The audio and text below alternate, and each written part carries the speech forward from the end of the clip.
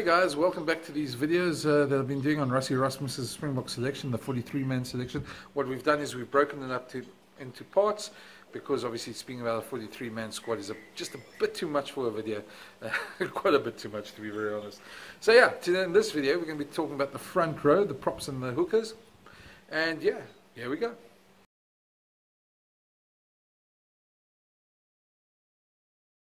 Okay, let's start with the alphabetical list of the front rows, the front rankers being picked. Thomas du Toit, Steven Kitshoff, Wilco Louw, Frans Malherbe, Tendai Mtawarira, Oxenche, and Trevor Nyakane. Okay. A lot to say about those guys. I think there's a lot of talent in that as well.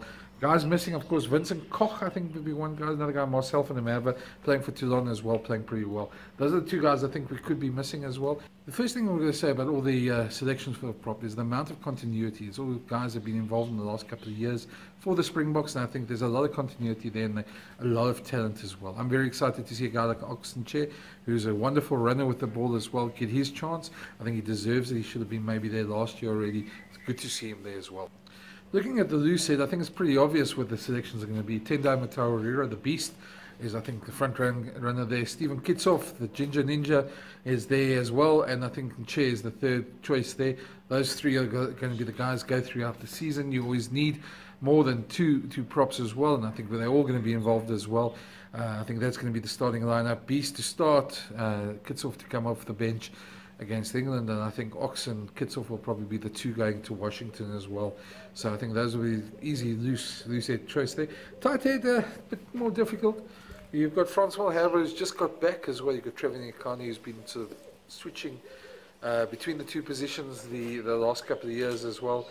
I think Wilco Louw had a great season last year, and he's definitely a front runner for that spot as well.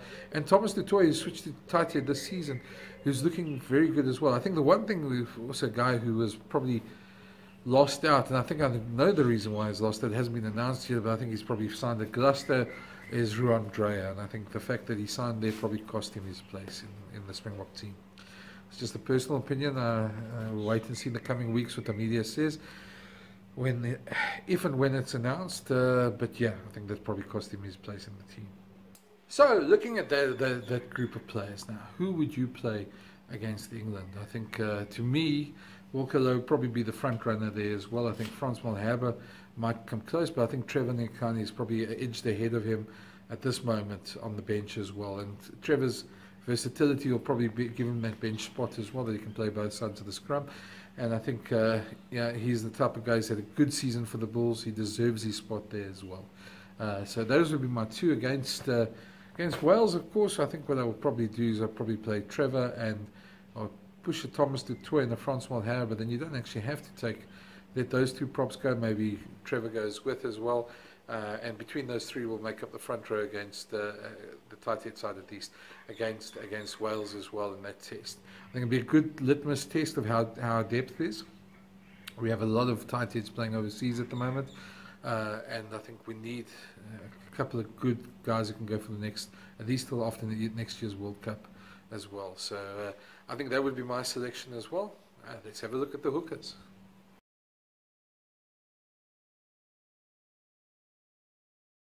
Okay, so the hooking position, of course, a huge void without Malcolm Marx there. I think we all know how big an influence he is on the side. Having said that, having Bismarck du Plessis back is almost as good as having Malcolm Marx there. Bismarck is, of course, an old hand at this.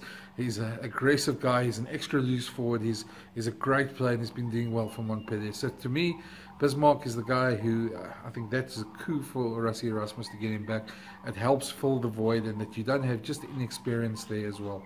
If you look at the other hookers, I think Aka van der Merwe's definitely had a number of good seasons, so he's really put his hand up as well, and I think he deserves his spot as well.